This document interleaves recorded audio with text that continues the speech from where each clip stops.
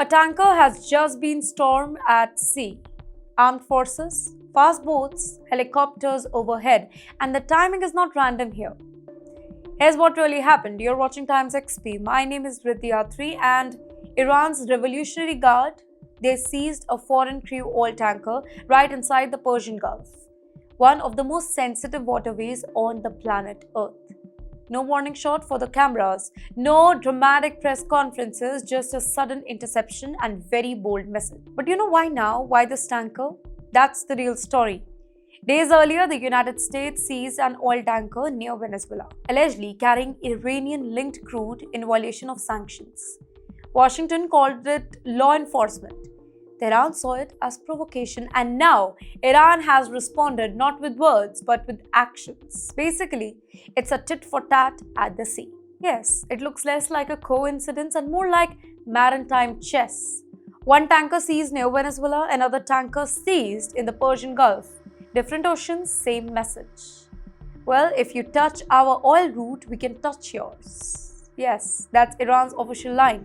Tehran says that this was an anti-smuggling operation. According to Iranian officials, the tanker was violating maritime rules. It was involved in illegal fuel transport. Basically, the seizure was lawful under Iranian authority. But the timing, it matters here. The timing tells a very different story. But you know why the world should be nervous? Because this didn't happen just anywhere. It happened near the Strait of Hormuz. Let's break that down. Around 20% of world's oil passes through that particular passage. Any disruption sends prices soaring. Any miscalculation risks a global shock. And this is not just Iran versus US anymore. This is energy security versus chaos. Be it sanctions, be it oil, be it power. At the heart of this crisis is just one word: sanction. The US wants to choke Iranian oil sale. Iran wants to prove that it cannot be boxed in.